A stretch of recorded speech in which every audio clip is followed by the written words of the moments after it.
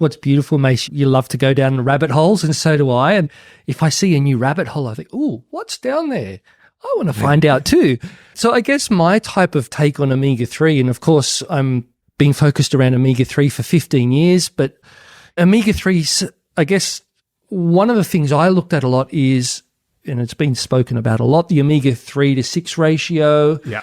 And they say that the caveman or the Neanderthal had an omega-3 to 6 ratio of about 1 to 1. Mm. And then that was the historical ratio. And then what we see over the last decades is that the amount of refined saturated oils and polyunsaturated seed oils has just ramped up dramatically. So I guess what the proposed suitable ratio now is 1 part omega-3 to 3 to 4 parts omega-6.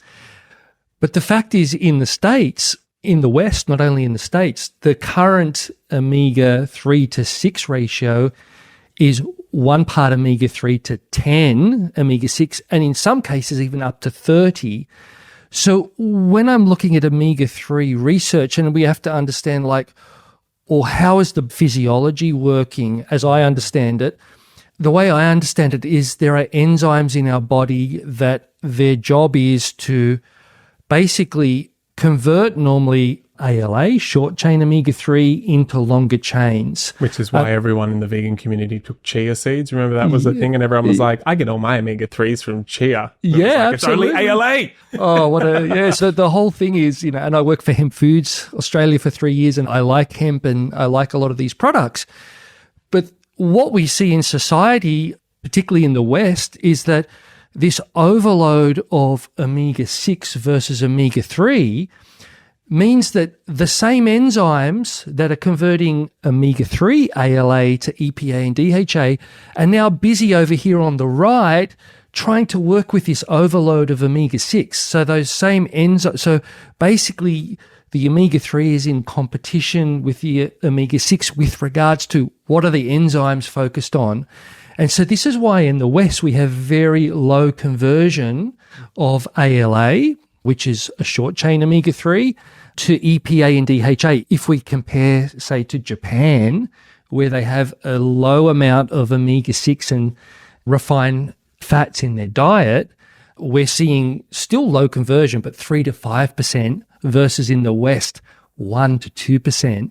So for me, I guess when I'm looking at omega-3s, I'm seeing, hey, based on that scientific perspective, we need to take potentially less omega-6, so things that are at a better ratio. Hemp is at 3 to 1. Mm-hmm. Some of these seeds have 10 to 20 to 30 times the omega-6 of omega-3. So that's my concern, basically, that we're overloaded with omega-6 and that the enzymes aren't there to do the job. And what's the physiological effect? I'm kind of starting to remember this research. I really appreciate you, but I've lost it. I can't remember, like, what, besides it being generally inflammation, but specifically what are we seeing is the fallout? Yeah, you said it. Cardiovascular and inflammation. So inflammation is the big issue in the West. And you could almost map it out on a graph. If you see someone with an omega-3 to 6 ratio, not uncommon in the States, 1 to 15, 1 omega-3 to 20 times omega-6 and up to 30.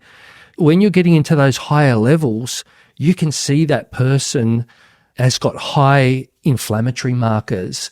So for me, like, one of the things I think is we need a guaranteed, clean, bioavailable source of omega-3 that is stable. And the great thing about phytoplankton, we deliver omega-3 inside a thin cellulose cell wall where it doesn't oxidize, it doesn't come into contact with the ambient environment. That's how omega-3 oxidizes, by coming in, into contact with the ambient environment. And this is the big issue around fish oils. They're so refined, and we could talk about some of the studies in the States where they've actually taken product off the shelf and tested them about rancidity in product before you even consume it. And I know that's the funny thing with these fish oils is a lot of the time they're unstable, they can go rancid, and the rancidity does occur.